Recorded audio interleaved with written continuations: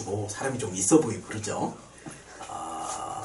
근데 지금은 독서가 교양이 아니에요.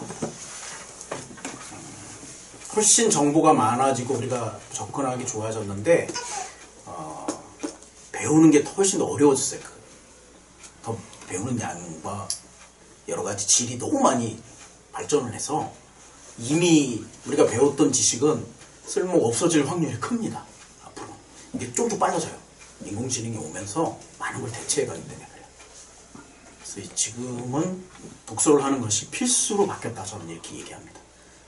그 이유는 시대적 배경 때문에 그렇고요. 앞으로는 이게 좀 더 가속화될 겁니다. 여러분 잘 오셨고요. 함께하는 독서가 중요한 건 카페에 가면 제 글이 있습니다. 참조해 주시고 괜찮을까? 우리 같이 정리해 봅시다. 일단 문제 제기를 좀 해야 될 것 같아요. 책에서 뭐라 그러냐면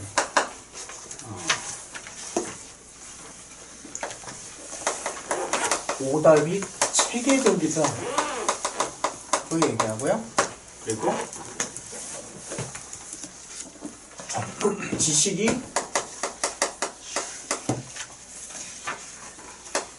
적극적으로 잘못됐다. 이것을 전체에서 책에서 얘기하고 있어요. 이게 잘 좀 이해가 안 가실 수 있는데요. 지식이 적극적이다 보다는 의도적으로 잘못됐다. 이렇게 좀 표현이 맞는 것 같고요. 오답이 체계적이라는 얘기는 사실 이렇게 표현하면 좀 쉽죠. 우리는 기울어진 운동장에 살고 있다.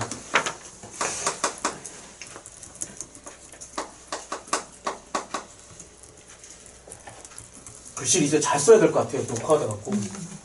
부담스러워요. 저희 아파트는 산 중턱에 있습니다. 그래서 항상 좀 기울어져 있거든요. 근데 기울어져 있다고 생각하지 않아요. 그게 적응이죠. 인간은 빠르게 적응을 해서요. 그거를 어느 정도 수준을 넘어가면 거기에 맞춰서 살아요. 그 다음엔 어떻게 생각하냐면 그게 기준이 돼버리는 거죠. 이게 단순히 감각만 그런 게 아니라 감각을 해석하는 것조차도 그렇게 바뀐다는 것이죠. 그래서 기울어진 운동장에 우리가 살고 있다라는 전제를 가져야 돼요. 뭐 좀 비하기 심하게 하면 이런 것이죠. 우리 둥근 지구에 살잖아요. 평평한데 안 살고. 근데 우린 평평하다고 느끼죠. 그렇죠. 그 외계인이 보면은 그렇게 아니라고 얘기할 것 같아요. 좀 지나친 비유일 수 있겠습니다만 우리는 기울어진 운동장에 사는 거예요. 근데 이게 단순히 이미 이전에 얘기한 것처럼 감각이 아니라 지식과 모든 것이 그렇다는 거죠. 그래서 저도 이거 오답이 30% 고릴라 정도밖에 안 됐어요. 30%밖에 안 되더라고요. 자, 그래서 제가 이거 처음 할 때 좀 충격적이었고요. 역시 나도 할 수 없구나. 똑같은 거구나. 이런 생각을 했습니다. 저 역시.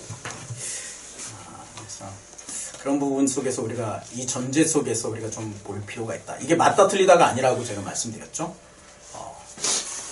이분이 통계를 가지고 한 거예요. 또 과학적인 방법이다 할 때 통계를 많이 쓰는데요.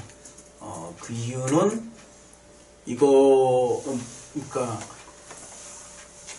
통계는 원래 모집단을 모르는 데 쓰는 거잖아요. 그러니까 전체를 다 모르는데 우리가 추정을 해야 되는 경우가 생기거든요. 그거를 위해 통계를 쓰는 거예요.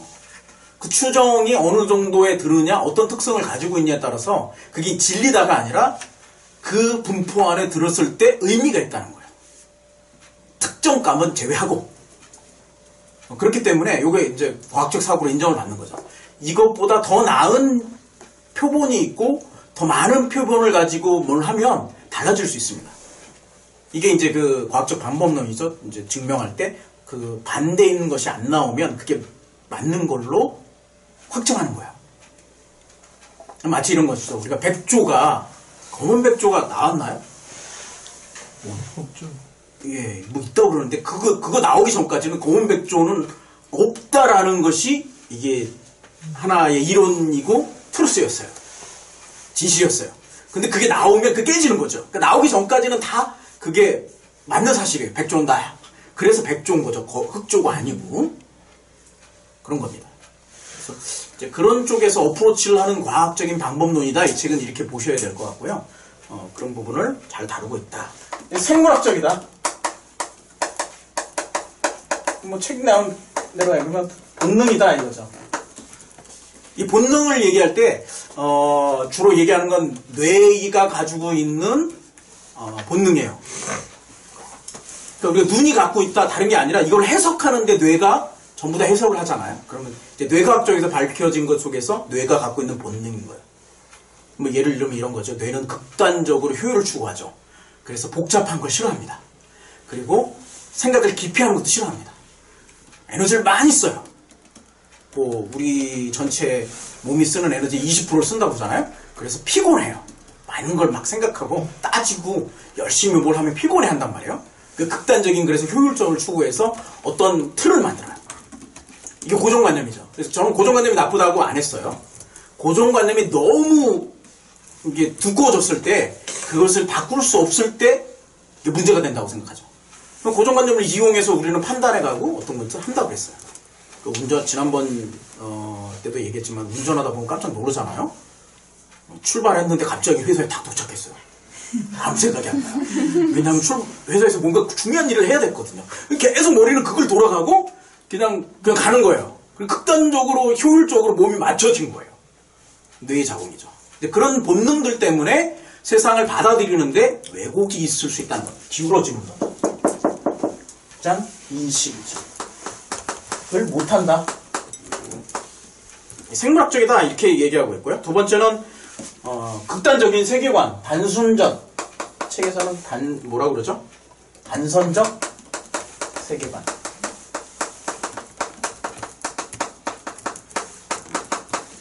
단선적이라는 거는 우리는 보통 이렇게 생각해요. 수학에서 얘기하듯이 그냥 어떤 사물이든 이런 곡선을 그린다고 생각하는 거예요.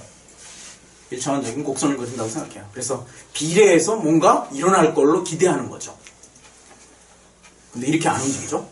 세상은 보통 어떻게 움직이세요? 복잡계는 이런 형태로 움직이죠. 그쵸? 이렇게 보면 이 지수곡선이고요. 그쵸? 어느 한순간에 보면 어떤 한계점에 이르면 더 이상 올라가지 않는 또는 반대로 되는 이건 이제 시스템 사고에서 좀 나타나는 건데요. 그런 세계관을 갖고 있기 때문에 이것을 오류가 생기는 거죠. 세 번째는 의도적 왜곡 때문에 그러세요. 누구든지 어떤 뭐 주체인지 몰라도 의도적 왜곡이 있어서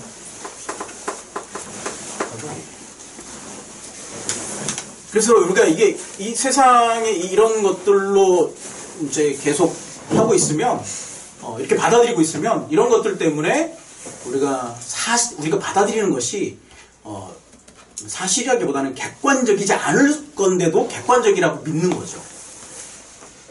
그런 것에 문제가 있다. 그런 거. 그래서 이런 것들을 좀 수정해 가야 되는데 특별히 이제 거기에 주목했던 게 이제 시스템이거든요. 그 시스템은 이렇게 위키백과에서 이렇게 정리하고 있어요. 이게 잘 정리해서 한번 누가 좀 찾아보실래요? 이거 비교해야 될 게 이거는 스트럭처가 아니죠.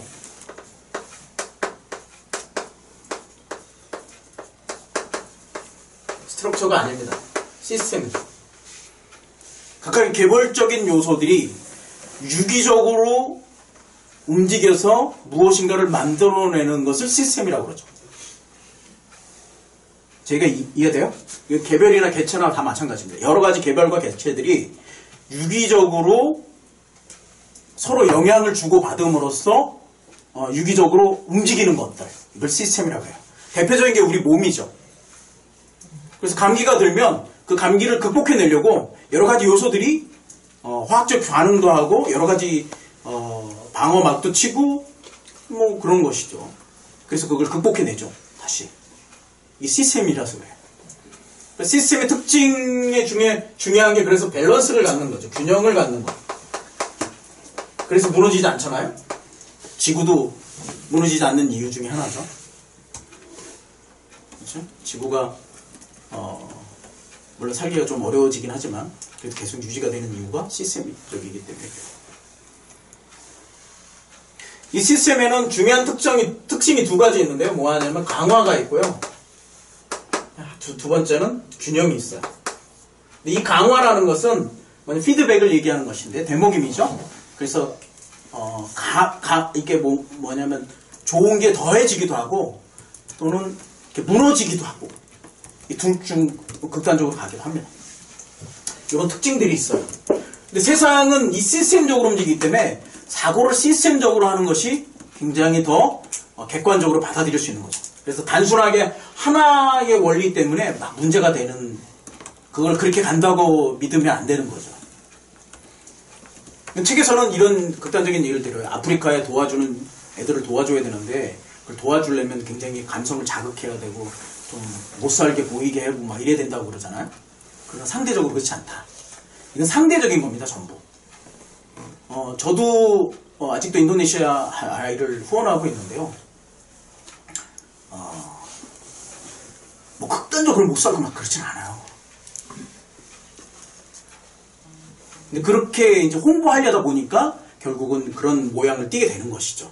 그런 왜곡이 있는 것이죠. 이런 현상으로 보는 것이죠. 그런 아이들이 많다라고 생각하면 그런 아이들 몇 개의 예를 이렇게 주면 나머지 분포도 다 그렇게 될 거라고 생각하는 겁니다. 근데 그렇지 않죠. 많은 부분은 이쪽 부분에 많이 가 있다고 그랬죠, 분포가. 그렇죠, 상당 부분. 그래서 분포가 좀 다르다 이렇게 얘기하고 있어요. 그래서 좀 더 나은 세상을 이해하는데 시스템 사고가 필요한 것이죠. 나중에 조금 이게 가능할지 모르겠지만 좀 같이 시스템 사고에 대해서 좀 고민할 때가 있어야 될 것 같아요. 그래서 이런 것이죠. 이런 이유 때문에 우리는 지식이 오답이 된 게 체계적이고 또는 적극적으로 의도적으로 잘못됐다.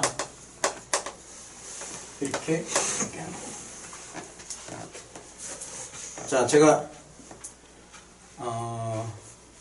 단톡방에다가 링크를 좀 보낼게요. 한번 잠깐 보시죠. 세 개의 링크를 확인해 보시고 어떤 이야기인지 좀 보면 좋겠어요.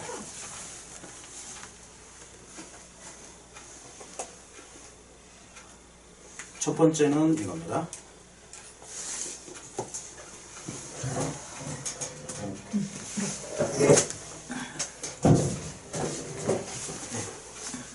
첫 번째는 이런 겁니다.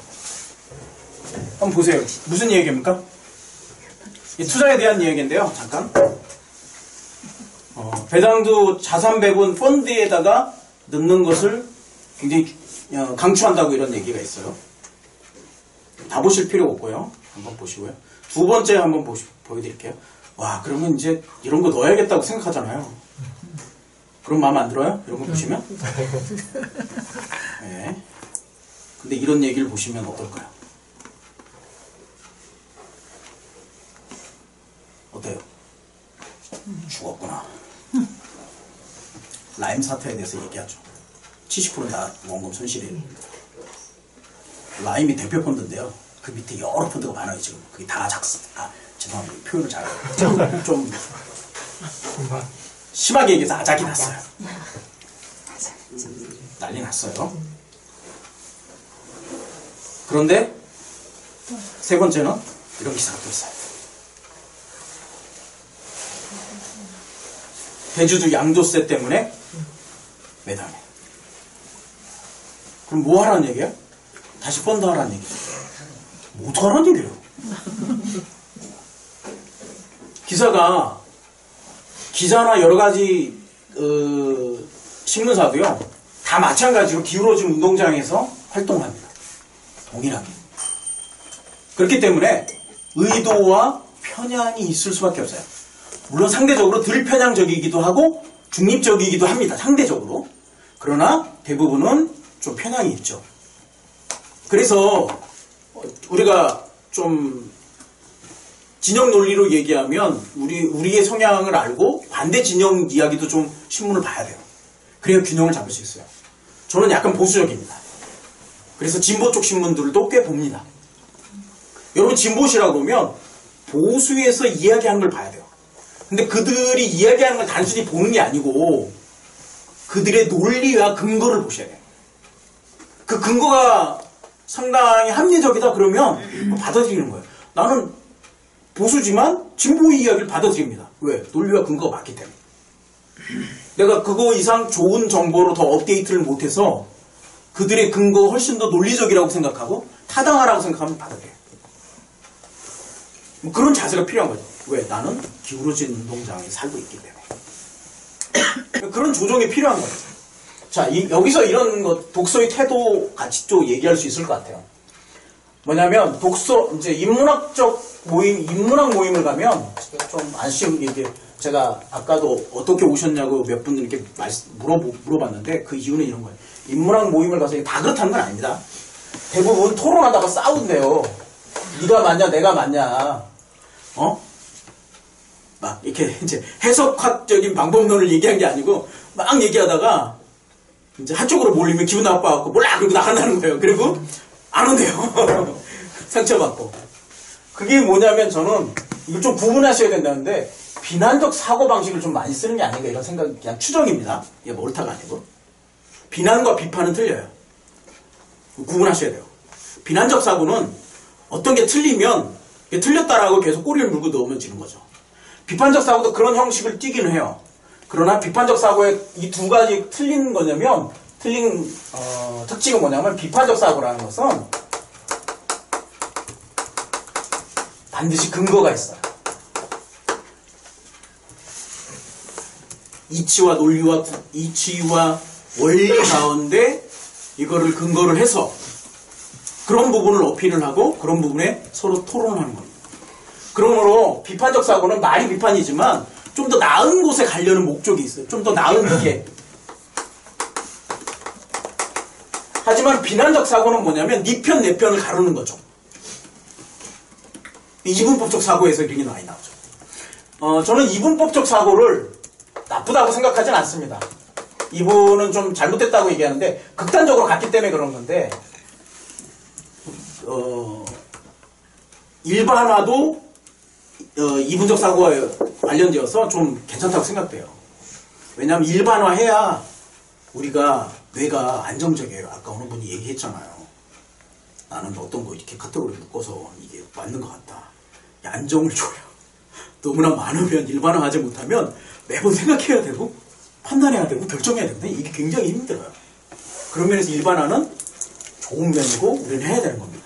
다만 이 두 가지가 뭘 해야 되냐면 지식 업데이트를 해야 돼요. 반드시. 왜냐하면 지금 지식은 굉장히 빠르게 변화하고 있거든요. 우리가 대학 때 배운 거 가지고 이 세상을 살아갈 수 없습니다. 요즘 책의 트렌드를 보면 40대 이후 뭘 하라. 이제 조금 더 변했어요. 50이라면 뭘 해라. 이제 저에게 맞는 책이 나오기 시작했어요. 50대가 되면. 50 초반이기 때문에 50대가 되면 뭘 해라 이렇게 나오고 있어요. 뭐 30대가 조금 있다가 40대가 주류가 됐고 50대가 됐어요. 그게 왜냐면 대거 은퇴를 했거든요. 베이비 부머 세대가 대거 은퇴를 했어요. 그래서 그들에게 좀 필요한 것들이 많이 있어요. 그러니까 이전 지식으로는 살아갈 수 없는 것이죠.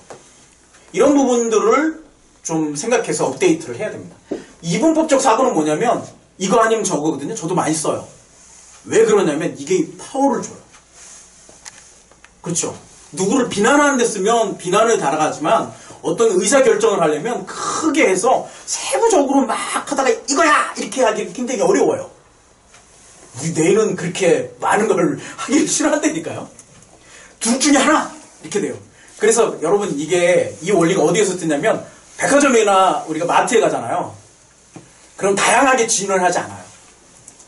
이 실험을 한 겁니다. 다양한 가게는 안 팔려요. 왜냐하면 의사결정하기가 굉장히 어렵거든요. 10가지 중에 하나 선택해. 이거 하고 두 가지 중에 하나 선택해. 이게 어느 게 좋아요? 둘 중에 하나예요. 그래서 둘 중에 하나 선택하게 하는 게 훨씬 더 물건이 많이 팔린대요. 우리는 그런 관점에서 가고 있어요. 그런 거를 이분적 사고가 나쁜 것만 아니고 의사결정하는데 상당히 도움을 줍니다. 그러니까 어떻게 사용하느냐, 어떤 면에 사용하느냐가 좀 틀린 거죠.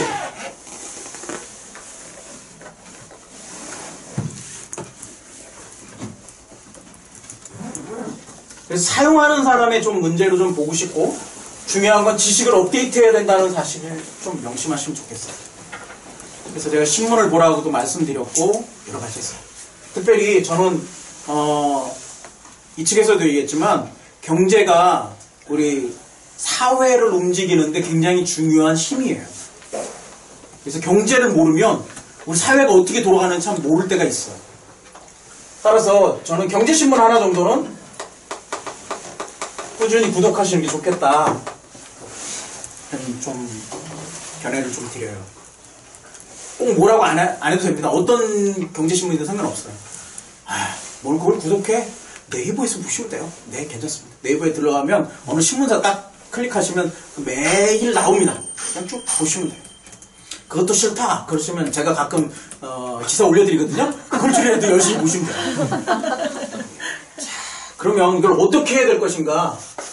과연 그러면 이런 부분 속에서 어떻게 우리가 적응하고 할 수 있겠는가? 첫 번째는 습관적 오류가 있다는 사실을 우리가 인정해야 됩니다.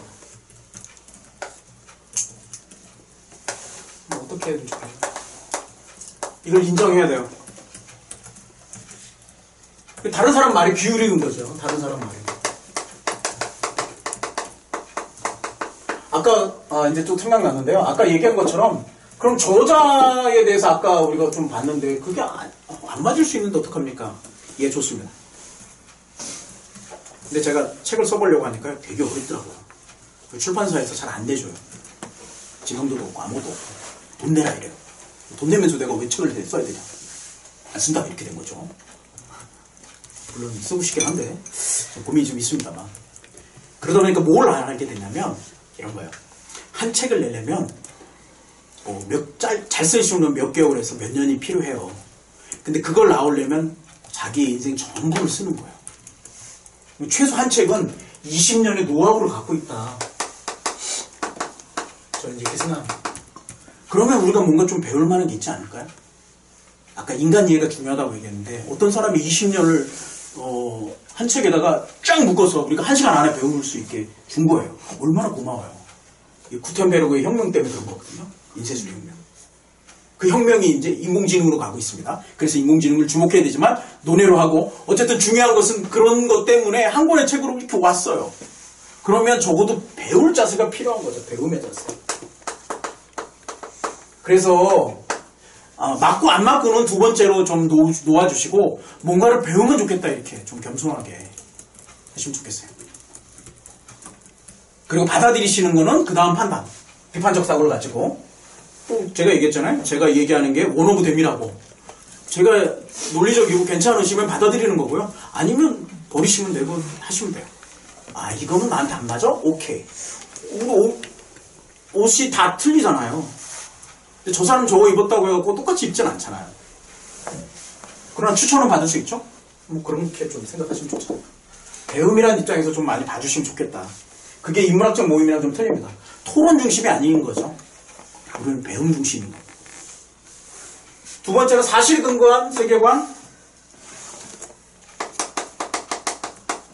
계속 얘기하고 있는데 이건 팩터 스코어를 아는 거죠.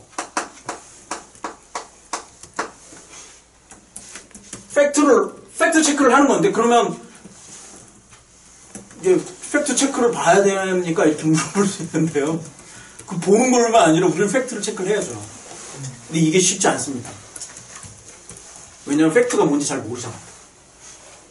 자기의 지식과 배경과 여러 가지 통해서 팩트를 다루는 게 달라요. 그걸 어떻게 할 건데요? 훈련해 갈 수밖에 없는 건데 좀 더 우리가 본계적에서 본 것을 많이 나누는 이유는 뭐냐면 좀 더 팩트에 가까워 가려고 하는 거예요. 저적 없으니까. 그렇죠? 그래서 팩트와 스코어를 나누는 게 중요한데 이건 좀 더 나중에 좀 더 시간이 되면 한번 다뤄보면 좋겠어요. 아까 세 기사에서 여러분 팩트와 스코어를 보시면 예, 잠깐만 끌게요. 예, 녹화하시면 됩니다. 정치적 이해를 생각하시면 돼요. 그 분류 하셔야죠. 어떤 신문이 보수적인지 아시죠? 우리는 어떤 신문이 좌파적 시각을 갖고 있는지 아시죠? 어느 정도 분리가 되잖아요. 그럼 그걸 균형 있게 양쪽을 보셔야 됩니다. 한쪽만 보지 마시고. 우리가 취재한 게 아니기 때문에 팩트가 뭔지 잘 모를 수 있어요. 그래서 이렇게 비교해보는 관점들이 필요해요. 뭐 이런 실천들을 해갈 때 우리는 좀 더 그래도 기울어진 운동장보다는 좀 더 나은, 좀 더 균형 잡힌 시각을 갖게 되겠죠. 거기도 살아서. 이해되셨습니까? 이게 팩트풀리스의 저는 가장 중요한 점이라고 생각합니다. 결국은 사고의 기술인데 이게 전부 그쵸? 사고의 기술이거든요. 그 본계적을 저는 그래서 기술적으로 접근하지 않고 자꾸 사고적으로 제가 얘기를 하고 있죠. 사람을 만나도 마찬가지입니다. 사람을 만나서 특성을 잡고 그 사람의 특징을 가주는 거죠. 그리고 그 사람의 프로파일링을 그래서 하는 거죠. 그런 다음에 뭘 해요? 내가 어떻게 깨닫고 적용할지를 하는 겁니다. 이게 사고법이죠. 본계적을 가만히 보면 그렇게 나와요. 그래서 아마 현장 본계적 책을 제가 다 읽진 않았지만 그런 관점에서 쓴 게 아닐까 생각해봐요. 성공하는 사람들에 대한 패턴을 읽는 거죠. 그래서 그걸 가지고 나서 내가 깨닫고 적용할 것을 갖고 오는 겁니다. 그게 깨적이죠. 사고방식이라고도 생각해도 괜찮아요. 근데 우린 주로 어떤 걸 사고방식을 쓰냐면 원인 결과적 사고를 항상 쓴단 말이에요. 그래서 원인 결과적 사고는 원인을 찾을 땐 좋은데 비난으로 가기가 쉬워요. 잘못된 걸 해서 꼭 가잖아요. 좋은 거의 원인을 찾기보다는 잘못된 거의 원인을 찾기 때문에 그 잘못된 원인을 자꾸 얘기하다 보니까 비난으로 갈 확률이 크죠. 그럼 관계를 해칩니다. 쓸 수 있냐가 중요하죠. 앞으로 인공지능은 사고의 기술 안에 들어올 겁니다. 외장두뇌라고 그랬죠? 외장두뇌를 가지고 내가 얼마나 많은 것들을 할 수 있느냐 없느냐, 그리고 이것을 이용해서 얼마나 퍼포먼스를 낼 수 있느냐 없느냐가 삶의 질을 나눌 거라고 좀 생각합니다. 그래서 인공지능에 관심을 가져야 되고 인공지능 작동 원리도 좀 보셔야 되고 그 다음에 어떻게 활용해야 될지에 대해서 이거 많이 생각을 해야 된다고 저는 얘기합니다. 이건 기업만 그런 게 아니에요. 우리 삶도 마찬가지입니다.